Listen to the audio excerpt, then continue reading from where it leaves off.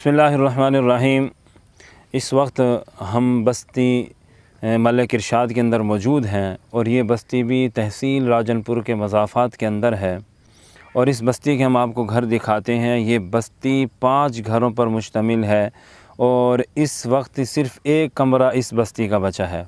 और आपको अपने बाएं जानिब दिखाते हैं, ये इस बस्ती के लोगों ने मिलकर एक तालाब बनाया हुआ है और इस तालाब के अंदर पानी जमा होता है।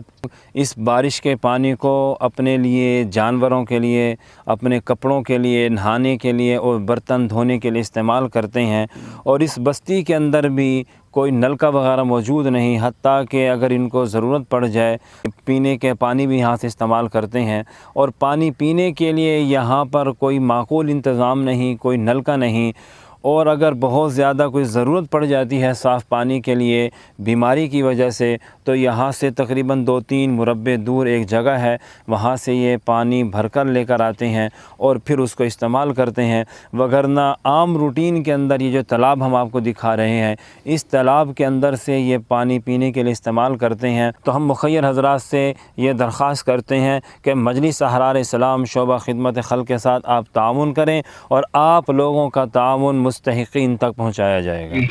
बिस्मिल्लाहिर्रहमानिर्रहीम। अल्हम्दुलिल्लाह थी असां मजलिस अहरार मुल्तान तो आई हुई टीम दे सरबरा मौलाना अखलाक साहब और मौलाना अताउल मनान साहब और सैयद कबीर साहब का शुक्रिया अदा करनू। अल्हम्दुलिल्लाह उन्होंने बस्ती मलिक इरशाद अहमद उमरा चक्सी जनाले इतना मीठे पानी दे सहूलत फराहम की ने। अल्लाह तबारक व तआला उन्हें को जज़ाए खैर अता फरमावे।